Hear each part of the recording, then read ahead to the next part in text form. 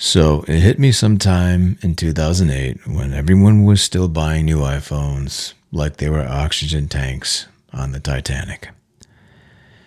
I saw a guy standing in line for waiting for the newest model, talking loudly about his side hustle delivering digital marketing solutions or whatever, which, as far as anyone could tell, was mostly sending emails that no one read. And he eventually walked out with a gadget in one hand and a leased SUV waiting for him outside, acting like he had just survived a hurricane, when really he was just surviving the latest iteration of debt. Now, to me, it looked like performance art. The middle class in full costume, pretending that the economy hadn't already died behind the scenes. And that's when it hit me. We were all just pretending we were fine.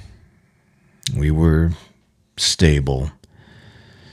Pretending that if we kept the illusion going long enough, if we smiled and updated our LinkedIn bios, the economy would just graciously play along. But, of course, it didn't. Because the middle class was never really stable. It was really just a rented illusion. It was a magic trick performed in suburbia with credit and debt and just an overall collective denial. Now, people talk about the disappearing middle class as if it's a tragedy. But I think the truth is you can't lose what never really existed. Now, what do I mean by that? The middle class wasn't some natural stage of evolution. It was an economic mirage. A 30-year fluke that happened because the rest of the world was too busy being bombed to compete. So, after World War II, the U.S. was the last man standing. Half the world was in varying states of ruin or struggling to survive. And on the other hand, the U.S. had factories and oil and probably an unhealthy amount of optimism.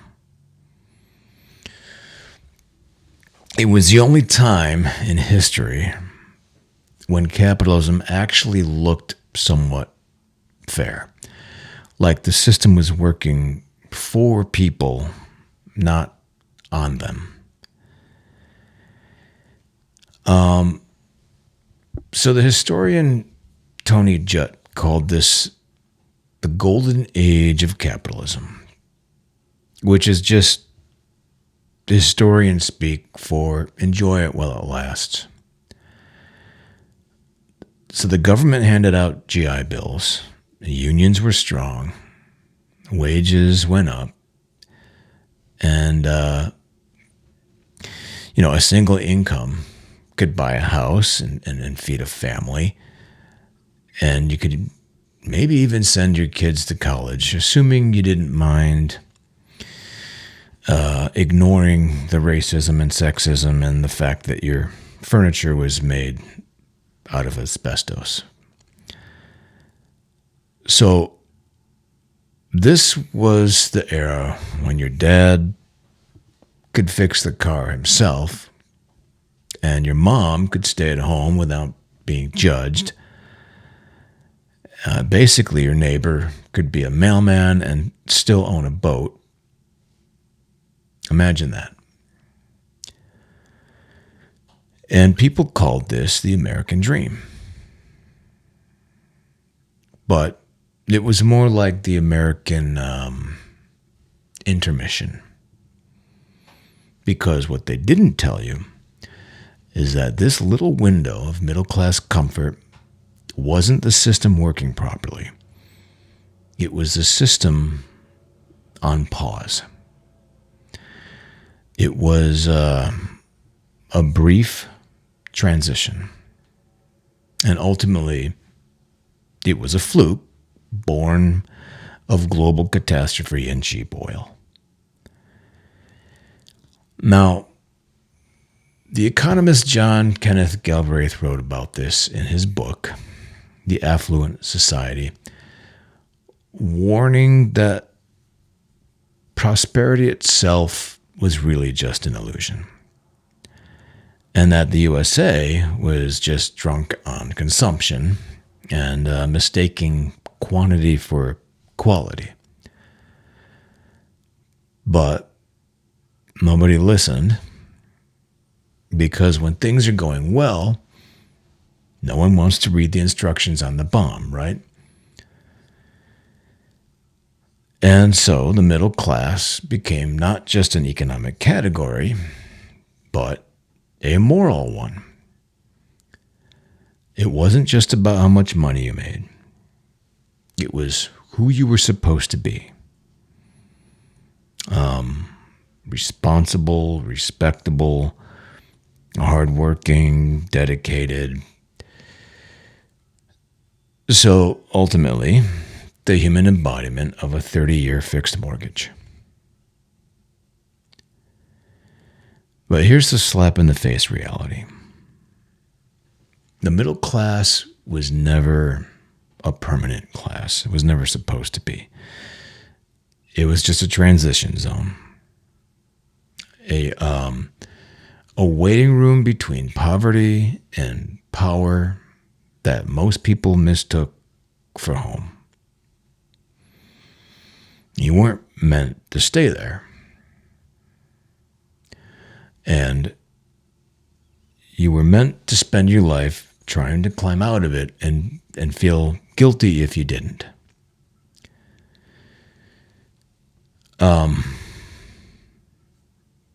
I would say it was capitalism's cleverest trick.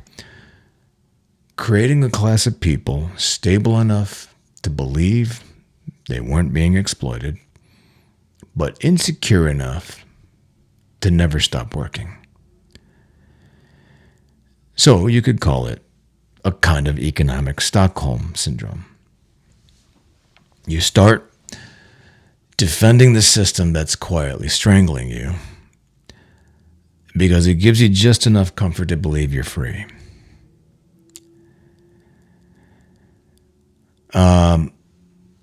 So the sociologist C. Wright Mills once said that the middle class was politically tranquilized. I think he was being polite, because the truth is they were sedated on mortgages and sitcoms, the faint hope that their kids would do a little better. That was the deal. You work your whole life for stability, and then the economy changes the locks. And when you look around and realize the middle class is shrinking, everyone tells you it's your fault. You should have learned to code. You should have invested in crypto or been born in 1947. It's funny in a grim cosmic way that people still talk about saving the middle class like it's a species on the endangered list. But it's not the California condor. It's the dodo. It's gone. It's extinct. And what we're seeing now is just the taxidermy version. Neatly stuffed and displayed on political campaign stages. Now, politicians, they love to promise to rebuild the middle class. But that's kind of like promising to rebuild the Roman Empire. Because you can't rebuild something that only existed because of a once-in-a-history set of global conditions. The post-war boom wasn't really progress. It was a lucky accident. And like all accidents, well, once you clean up the mess, things just go back to normal. And what's normal? Well, in the long arc of human history, it's basically some form of feudalism. A few people own everything, and everyone else just rents the illusion. The middle class wasn't the future, as Chris Hedges put it. It was the brief pause before the return of the past. All right. Now, if the post-war boom was the party, then the 1970s were the hangover. Oil prices spiked, wages flattened, and suddenly the average family realized the American dream came with an adjustable rate. And while the middle class was still humming along to disco, somewhere in some mahogany paneled boardroom, the wealthy had a meeting that basically went something like this. We've been too generous. It's time to take our money back. And that's not a conspiracy theory. That's just capitalism waking up from its post-war nap and remembering who's in charge. So, the economist, Milton Friedman, he published his famous declaration that the social responsibility of business is to increase its profits. Which sounds like something Satan would say if he'd gone to the University of Chicago. And in 1971, the corporate lawyer Lewis Powell wrote the now infamous Powell Memo, which some of you may be familiar with. It's basically a PowerPoint presentation for how the rich could get their dominance back. So the memo, it called for corporations to infiltrate media and education and obviously politics to make sure the next generation didn't get any wild ideas about fairness or unions or, things like healthcare. And it worked beautifully.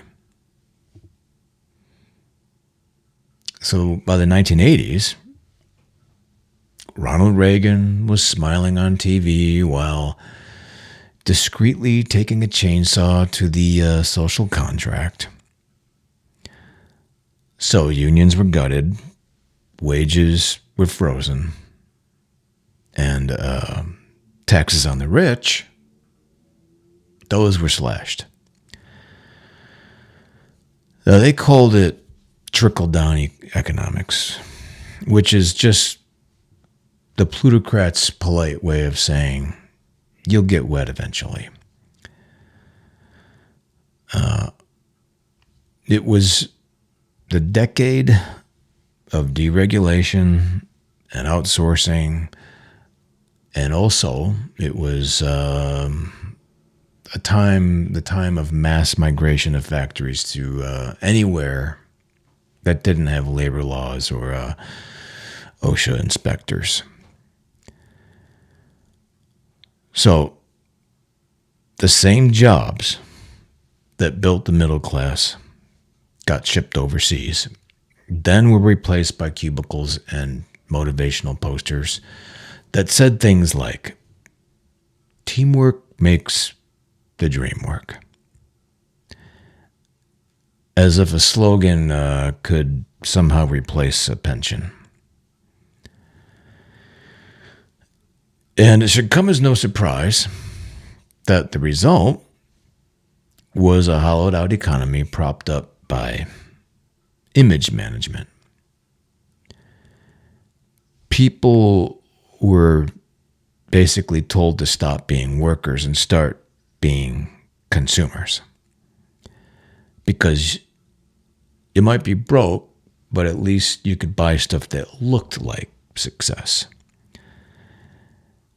And this was the age of the shopping mall. Temples built to the gods of debt. Now, the rich realized they didn't have to raise your wages, as Chris Hedges wrote. They could just lend you money. And that's exactly what they did. Okay, well, then along comes the 1990s. The decade where the middle class didn't actually grow. It just leveraged. So in the 90s, the economy became a casino where everyone was betting on their own continued employment. Credit cards replaced raises. Home equity loans replaced savings. College debt replaced opportunity. And we didn't actually get richer. We just got better credit limits. So later on, the economist Thomas Piketty proved this mathematically. As productivity and corporate profits skyrocketed, wages flatlined. And where did all that wealth go? Well, straight up. And meanwhile, the rest of us were just taking financial advice from people who wore suspenders unironically. Then, by the early 2000s, the illusion was more or less complete. The McMansion suburbs popped up like mushrooms on a dead log. People were buying second SUVs to drive to their second jobs, so their kids could go to a second-tier college that they couldn't afford. I'd say it was the American dream as directed by David Lynch. It was bright and smiling, but it was quietly rotting underneath. So the sociologist Barbara Ehrenreich, in her book Fear of Falling, she described it perfectly when she said that the middle class had internalized the terror of poverty so deeply that they'd do anything to avoid looking poor, even if that meant going broke trying to fake stability. Because being middle class wasn't really about having money. It was about maintaining the appearance of being respectable. And we all know how important it is to maintain appearances, right?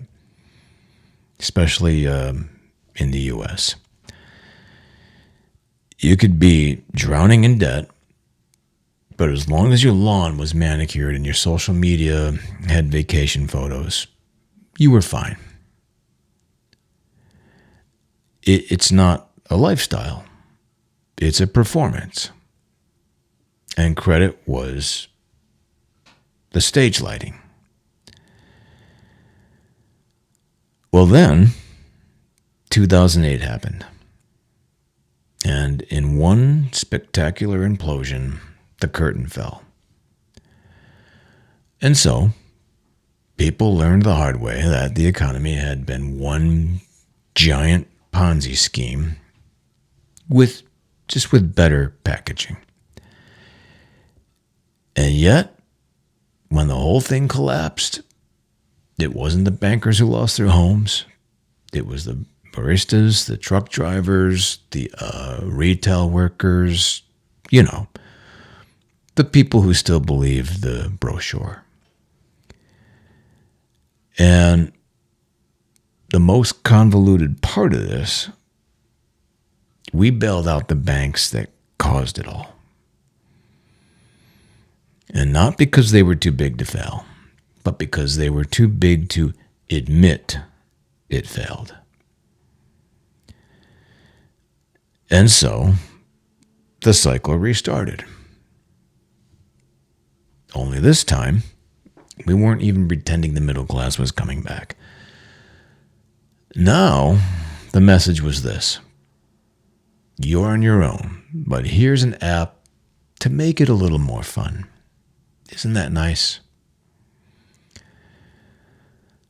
That's how we entered what I call the digital feudal age, where the lords have been replaced by tech CEOs and the castles by server farms. But the power dynamic was pretty much identical. So once again, a small handful of people own everything. And the rest of us rent just about everything, including our homes, our time, and now even our attention, because even our attention is an economy now. Okay. Somewhere between the end of World War II and the invention of the good old George Foreman grill, the U.S. managed to convince itself that everyone could have everything. You could be a plumber, own a home, own 2 cars, and a summer boat. You didn't need a master's degree, just a union card, a back and knees that could still bend, and the ability to nod through your boss's lame small talk about the big game.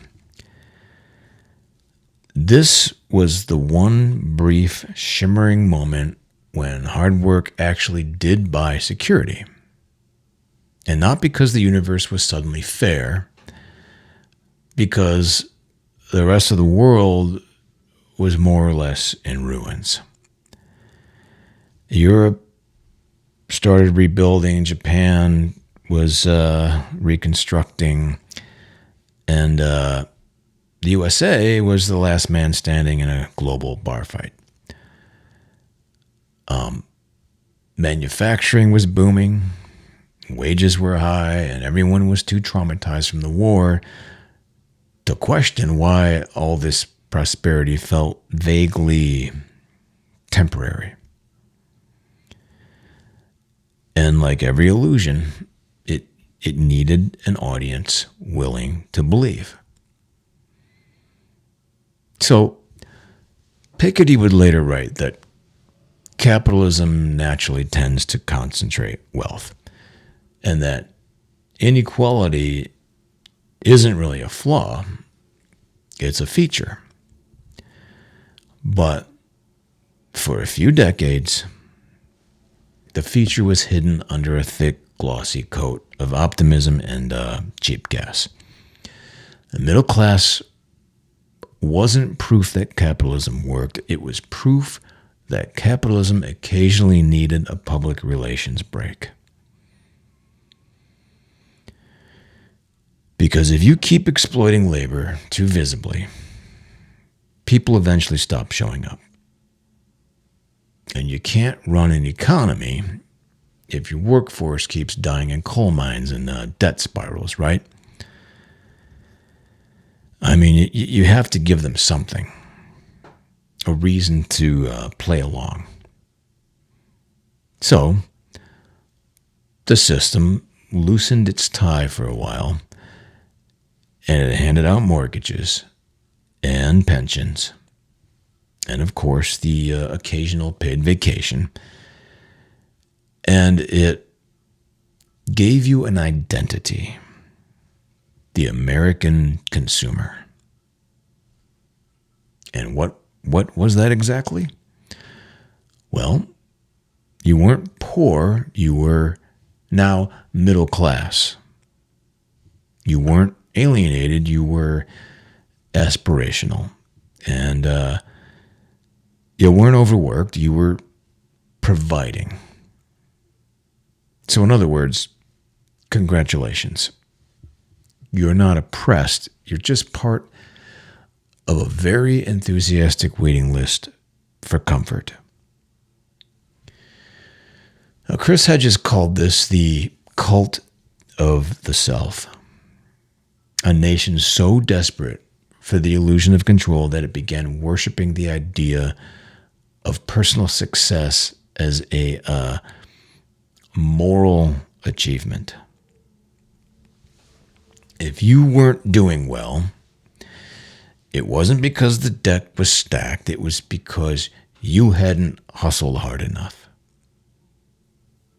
The American dream was no longer a collective promise. It was more like a Hunger Games application. That was the mentality. And so the middle class, this proud, caffeinated, mortgage-holding army, became both the symbol of progress and the mechanism that kept the whole show running. And they were the ones who bought the houses and financed the wars. They were the ones who believed the commercials. They were the buffer between the elite and the poor, the human firewall that absorbed the shock every time reality punched the economy in the face. And then came the automation, the offshoring, the deregulation, and one by one, the pillars that held up the illusion started to crumble. But nobody wanted to admit it. Because, well, that would mean acknowledging that your parents' version of reality no longer existed. So what did we do? We just doubled down on the delusion. We traded pensions for 401ks and job security for flexibility, and we traded community for networking. Eventually, we took everything that made the illusion bearable and rebranded it for the gig economy. Because if you can't afford to live like a middle-class person, you can at least still think like one and try to look like one. Independent, entrepreneurial, and, well, perpetually one self-improvement book away from your big breakthrough. But, as Mark Fisher pointed out, corporate capitalism doesn't just sell products, it sells moods, emotion. The middle class wasn't about wealth so much as it was about vibes. It was the collective placebo effect. Feeling stable. Well, it was, of feeling stable while the foundation quietly eroded underneath. And now, we're waking up from that dream. And like most dreams, it doesn't end, it just sort of fades away. And when it fades, you don't feel enlightened. You just feel kind of stupid. You feel like someone who bought into a timeshare in a sinking city. All right, now hold on, because it gets better.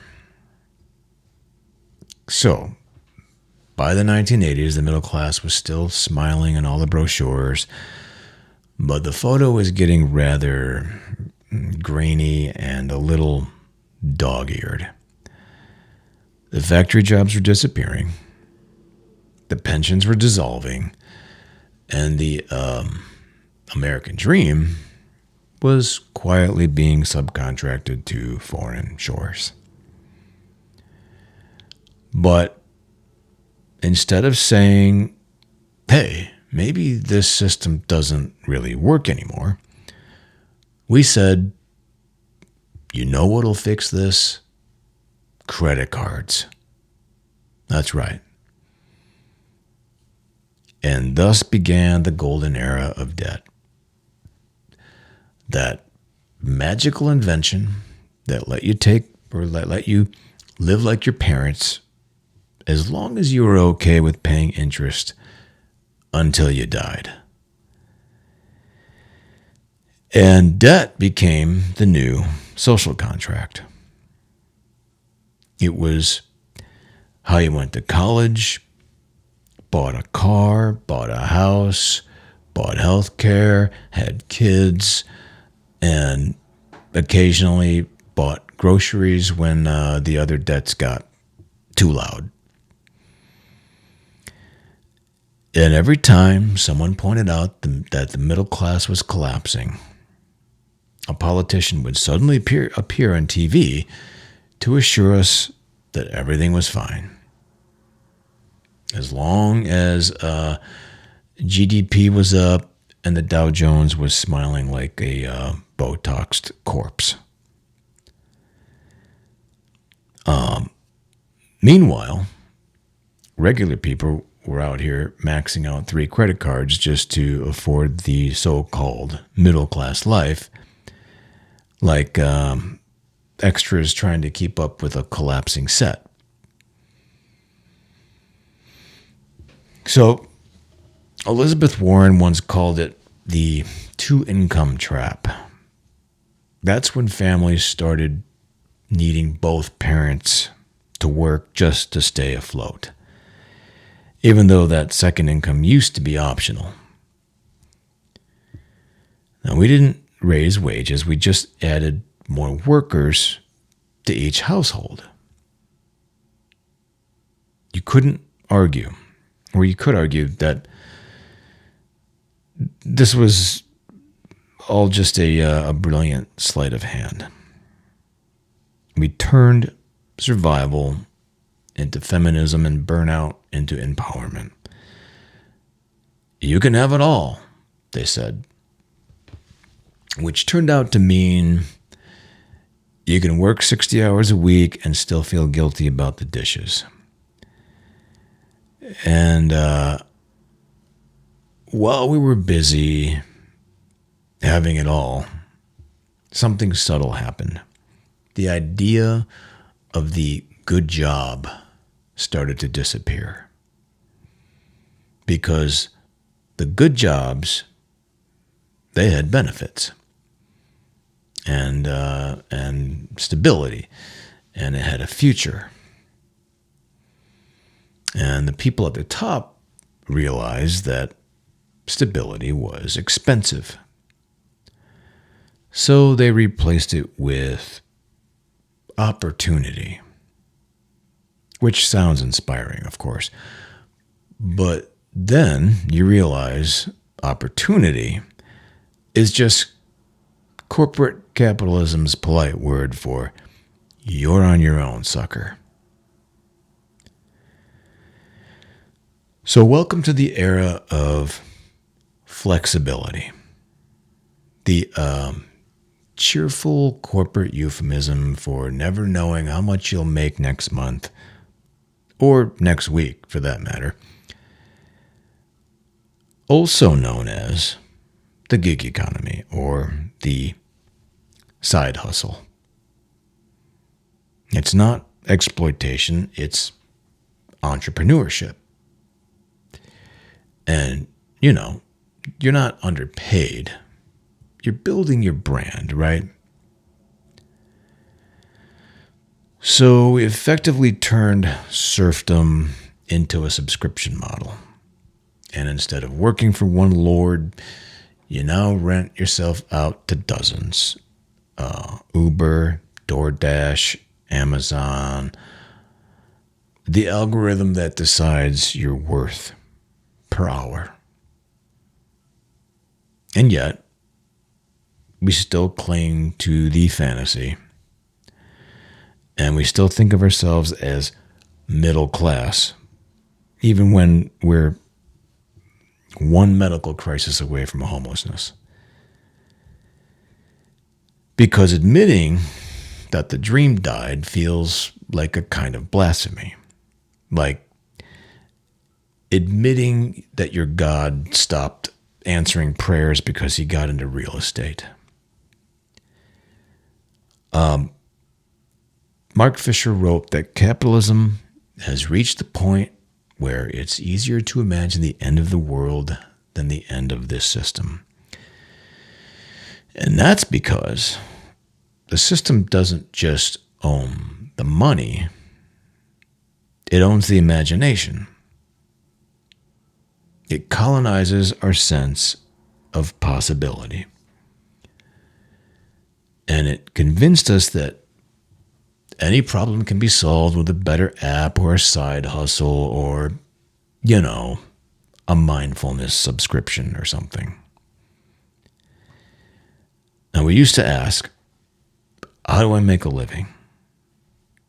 And now we ask, how do I monetize existing? It's all become so absurd that it's not even tragic anymore. It's performance art. It's tragic comedy, really. We are a nation of people desperately pretending that the math still works. And we're a collapsing economy kept afloat by affirmations and caffeine. But you can only stretch an illusion so far before it snaps. And when it does, you don't just lose the lifestyle, you lose the whole mythology. And this is because the middle class wasn't just an economic category, it was a moral one. It was proof that you'd done things the right way, that you were responsible and disciplined. So when it dies, it doesn't just take away, or it doesn't just take your security, it takes your identity with it. And that's the part that no one really wants to talk about. And why doesn't anyone want to talk about it? Because when people lose their sense of identity, they don't become philosophical, they become angry. They cling to whatever ideology promises to restore meaning, even if it's built on nothing but delusion. Which brings us to where we are now, the post-illusion era, where everyone's screaming about politics because it's easier than admitting the economy has been looting us in broad daylight. Okay. Now, when the middle class started dying, it didn't go quietly. It went out like a drunk karaoke singer refusing to leave the stage. It was sweaty, nostalgic, and it was singing about better times that probably weren't that great to begin with, to be honest. Every dying empire has its soundtrack. Ours just happens to be the Beach Boys and Journey.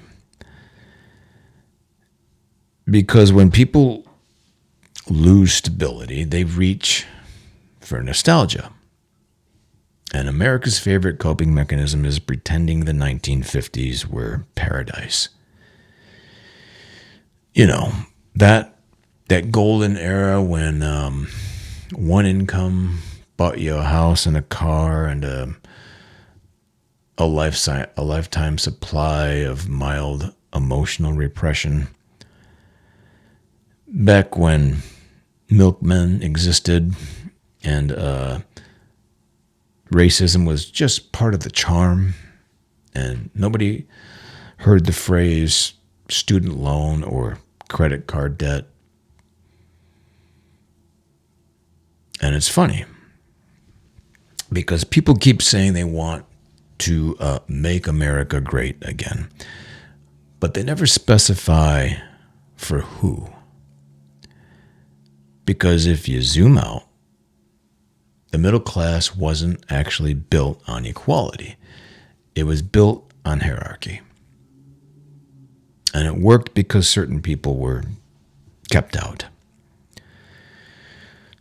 So now, everyone's trying to resurrect a ghost that never really existed. The dream of universal comfort in a system that runs on scarcity. But nostalgia sells better than nuance.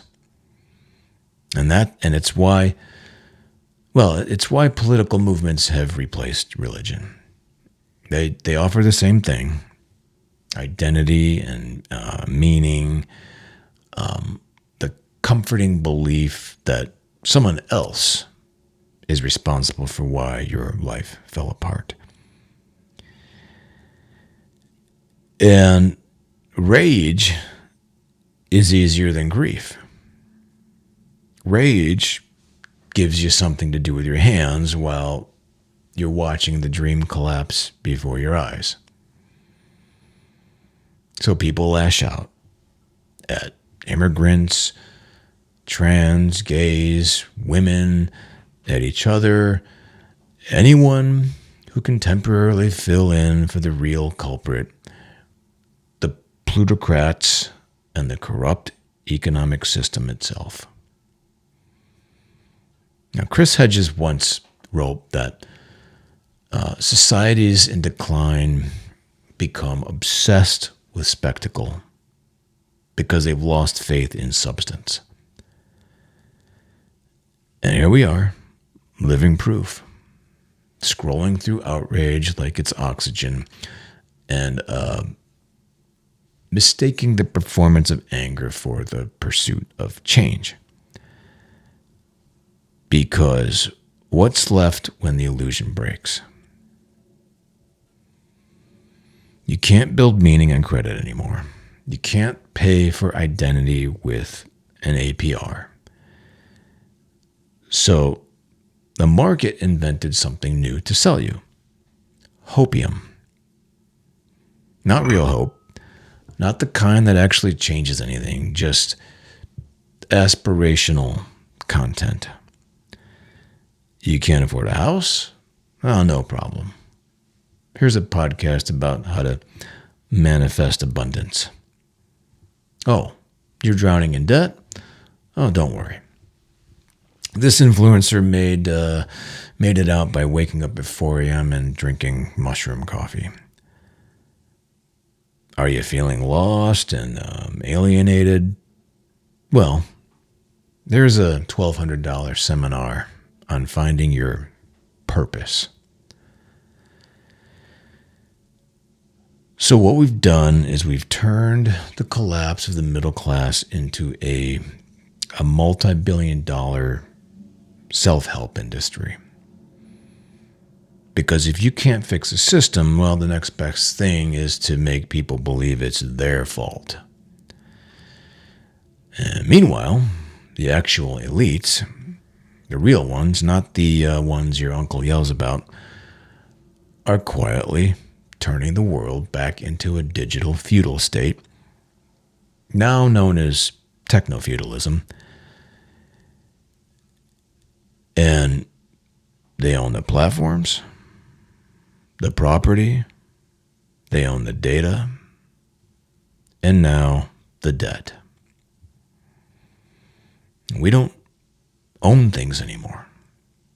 We rent or subscribe to them. We rent homes, music, cars, movies, software, even our social lives. We're not citizens. We're just subscribers. And like good little subscribers, we've accepted that we don't need ownership, just access. So you don't have to own land. You just rent a slice of the cloud and you call that freedom. Now, back in medieval times, you paid a portion of your harvest to your lord. Now, you pay a portion of your paycheck to 47 different companies that all auto-renew monthly. So you're not a serf. You're a premium member. Mark Fisher once said that capitalism's greatest trick is making people believe that there's no alternative, that this is just how life works. And he was right. I mean, we're not fighting the system anymore. We're just trying to get better Wi-Fi inside of it, because better Wi-Fi means a better fix for our collective dopamine addiction. But here's what I would call the darkly funny part. The collapse might actually be liberation. Because once you realize the dream was never really yours, you could finally stop trying to save it. And I think that's the quiet secret under all the noise. When you stop pretending you're a temporarily embarrassed millionaire, as John Steinbeck put it, you start to see the absurdity of the game. And absurdity, in a way, is freedom. At some point, you stop trying to fix the dream and you just start sweeping up the confetti. And I think that's the real moment of clarity. When we realize that the collapse isn't coming because it's already here. And we just keep expecting it to look dramatic or cinematic.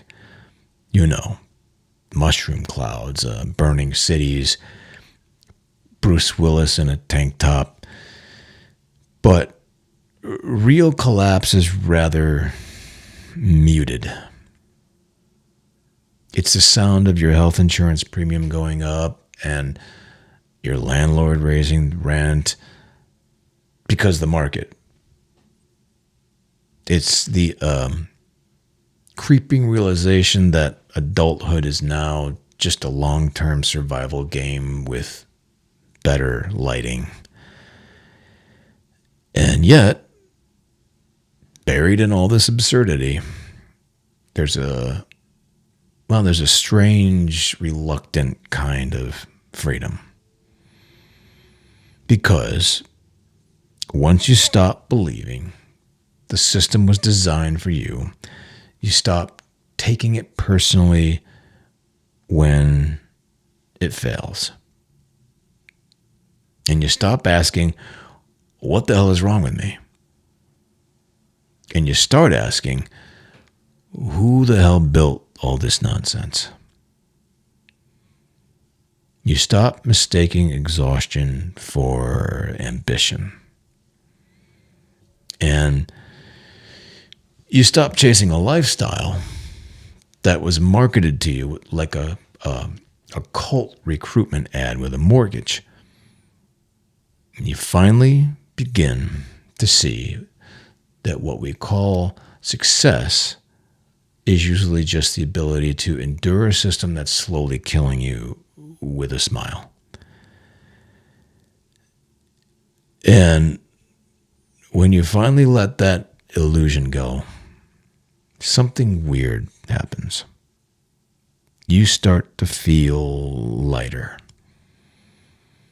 Because the truth is, the middle class was never about wealth. It was about belonging.